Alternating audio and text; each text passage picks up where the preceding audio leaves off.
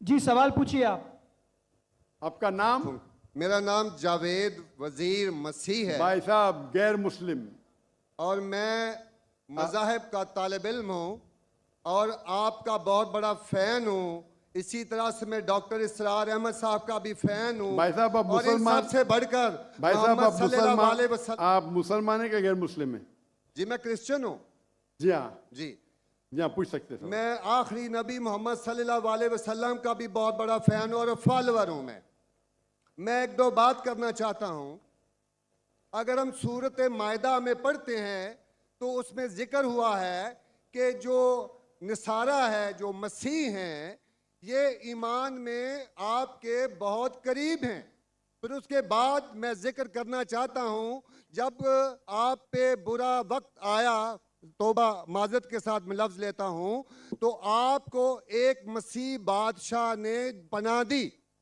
उसके बाद मैं ये देखता हूँ कि हजूर सल्लल्लाहु अलैहि वसल्लम जब अपनी ज़ात में थे तो एक बेवा खातून थी जो आप रास्ते में से गुजरते थे तो आप पे वो कचरा फेंकती थी, लेकिन आप नीचे से देखते हुए मुस्कुरा के चले जाते थे।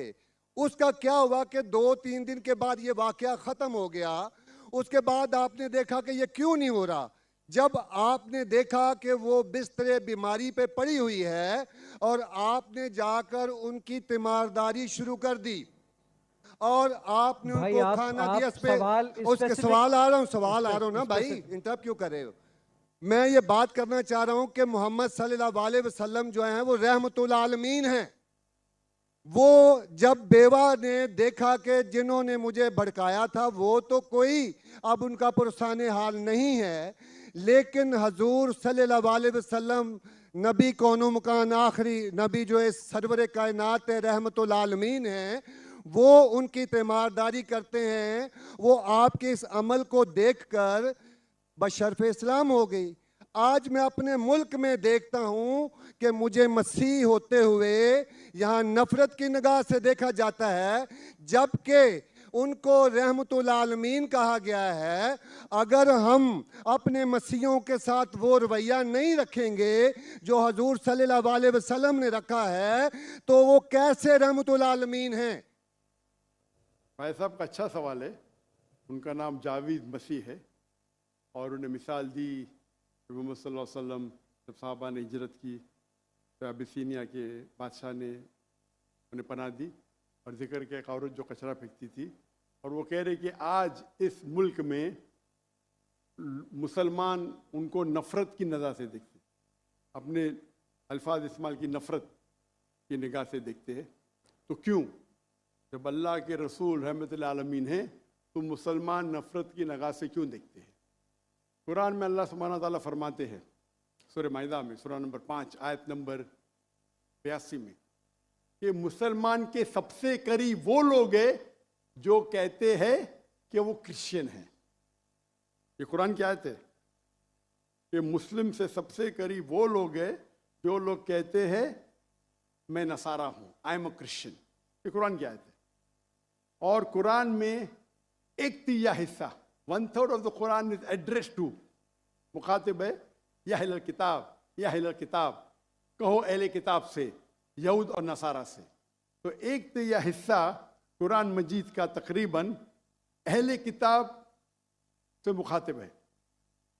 और आपका सवाल कि अल्लाह के रसूल रहमतुल आलमीन ने, बेशक है, कुरान की आयत है सूरह अंबिया सूरह नंबर 21 आयत नंबर 107, वमा अरसलना का इल्ला रहमतुल आलमीन, कि मोहम्मद सल्लल्लाहु अलैहि वसल्लम अल्लाह ने उन्हें रहमतुल आलमीन, रहमत बना के भेजा है सारे आलम के लिए, सारे इंसानियत के लिए। वो बेशक है, उस पर कई किताब लिखी गई। अगर आपको मुसलमान नफरत से देखते हैं, उसकी वजह जानना ज़रूरी है। मुसलमान तो दूसरे मुसलमान को नफरत से भी देखते, नहीं देखना चाहिए, नहीं देखना चाहिए। अगर वजह एकदम सही है, मैं नहीं जानता हूं क्यों देखते हैं। अगर मैं एक शख्स को देखूंगा जो एक लड़की को छेड़ रहा है तो मुझे भी उससे नफरत आएंगी, चाहे वो मुसलमान हो, चाहे हिंदू हो, चाहे मसीह है। आप समझे ना? तो उस वक्त मुझे हिदायत दी गई है अगर एक इंसान कोई खवातीन या कोई लड़की का बलात्कार कर रहा है या जिना बिल जब्र कर रहा है, तो रहमत क्या कहती है? अरे रहमतुल आलमीन। क्या बोलेंगे? सलाम अलैकुम बोलेंगे आप उसको? क्या कहेंगे? अगर आप बलात्कार देख रहे, जिना बिल जब्र हो रहा है, आप क्या कहेंगे? मैं मुसलमान हूँ, अस्सलाम वालेकुम। अल्लाह के रसूल की हदीस है, अगर कोई बुरा चीज देखते हैं तो हाथ से रोको, हाथ से नहीं रोक सकते तो जबान से रोको, जबान से नहीं रोक सकते तो दिल में कोसो। ये मिसाल दे रहा हूं मैं नहीं कहता हूं कि आप बुरे इंसान है, मैं नहीं कहता हूं कि आप गलत काम कह रहे, लेकिन अगर कोई मुसलमान, मैं आपको नफरत की नजर के देख रहा हूं, जावेद भाई मैं आपसे मोहब्बत करता हूं, जावेद भाई मैं आपसे मोहब्बत करता हूं, on the microphone please, on the microphone, I love you too. खलास। तो आप ये जनरल स्टेटमेंट देना कि मुसलमान मुझसे नफरत करते हैं, मेरे लिए गाली हो गई ना? नो सर, माजरत, मेरे अकेले साथ नहीं, मेरे तो बहुत अच्छे अच्छे दोस्त हैं, बल्कि बहुत से उलमा कराम मेरे दोस्त हैं। माशाअल्लाह।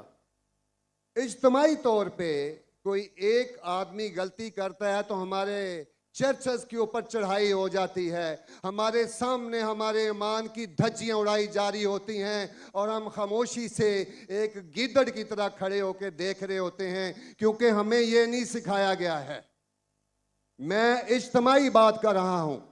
अभी पिछले दिनों ये पूरा मजमा जो है पूरा है। भाई साहब ये सवाल जवाब का सेशन है, तकरीर का सेशन नहीं है। तकरीर के सेशन के लिए आप एक हॉल हायर कर सकते हैं।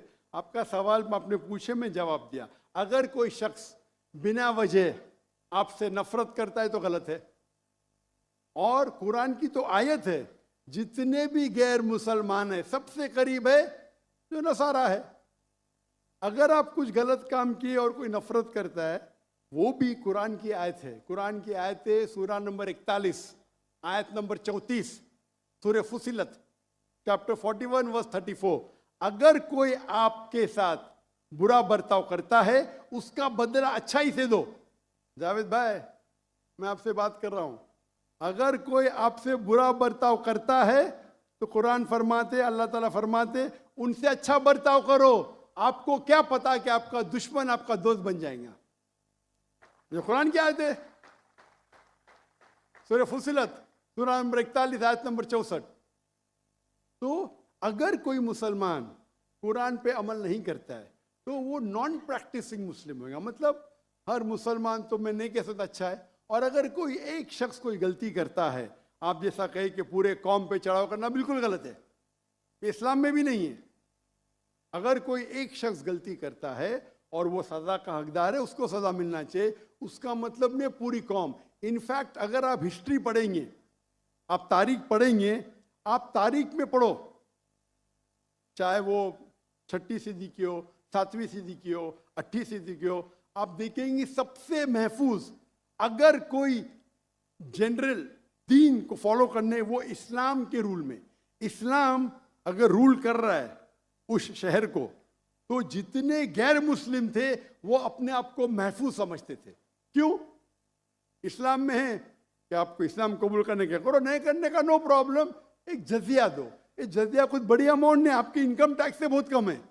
जजिया मतलब आप मानते हैं कि ठीक है आपको इस्लाम नहीं कबूल करने का, लेकिन मैं आपके अंदर पनाह चाहता हूँ। तो जिजिया टैक्स आप देते, आप कबूल करते, और जब जिजिया टैक्स देते आपको प्रोटेक्शन मिलता है। इस्लाम में कहते हैं जिम्मी। और आप अगर इस्लामिक शरिया रूल के अंदर गैर मुस्लिम हैं तो मुसलमान मुल्क का फर्ज है कि आपको महफूज रखे, आपको कोई छू नहीं सकता है। और अगर जंग होता है तो आपको लड़ने की भी जरूरत नहीं, बाकी सब मुसलमान को लड़ने पड़ेगा। और जिजिया बहुत कम है, इनकम टैक्स का तो स्मॉल परसेंटेज है। इसीलिए अगर आप हिस्ट्री पढ़ेंगे, जब सलाउद्दीन अय्यूबी ने कॉन्स्टेंटिनोपल पे हमला किया, उस वक्त जो क्रिश्चियंस थे, ईसाई मजहब में कई फिरके थे, ऑर्थोडॉक्स, प्रोटेस्टेंट, कैथलिक्स, खुद ईसाई लोग अपने बाकी ईसाई भाइयों से उनका कत्ल करते थे। और जब इन लोग ने कॉन्कर किया कॉन्स्टेंटिनोपल को तो मुसलमानों पे जुल्म किया। तो जब सलाहुद्दीन अय्यूबी ने कॉन्कर किया तो ईसाई लोग डर गए कि अभी तो हम लोग की मौत आ गई।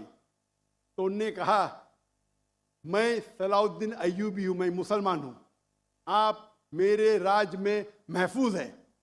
और इतना हिस्ट्री पढ़ेंगे आप, क्रिश्चियंस ईसाई चाहते थे कि सलाहुद्दीन अय्यूबी रूल करे ताकि वो महफूज हो। तो अब हिस्ट्री पढ़िए, आज मुसलमान को देख के दीन को मत समझिए, कुरान को पढ़िए, हदीस को पढ़िए। और इसमें आप देखेंगे कि कुरान के अंदर किस तरीके से इज्जत दी है गैर मुसलमानों को। दावत दो, कबूल करते अच्छी बात है, नहीं कबूल करती किस पे जोर जबरदस्ती नहीं।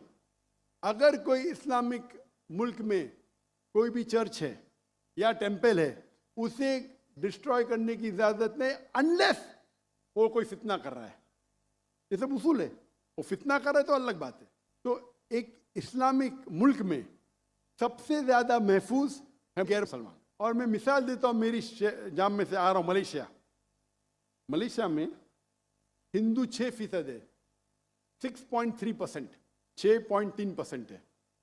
आप कंपेयर करेंगे बिटवीन इंडिया, जिस तरीके से इंडिया माइनॉरिटी मुसलमानों को ट्रीट करता है, हम 14.3% है according to the Indian government, वहाँ मलेशिया में 6.2%। लेकिन जिस तरीके से मलेशिया हिंदू लोग को ट्रीट करता है, इतने अच्छे तरीके से, इतने उनको राइट्स दिए, ये एक मिसाल है। मैं पाकिस्तान के बारे में कह नहीं सकता हूँ क्योंकि रहता नहीं हूँ। मैं नहीं कहता हूँ पाकिस्तान अच्छा सुलूक करता है, नहीं अच्छा सुलूक करता हूँ, मुझे हक नहीं बोलने का क्योंकि मैं जानता नहीं हूँ।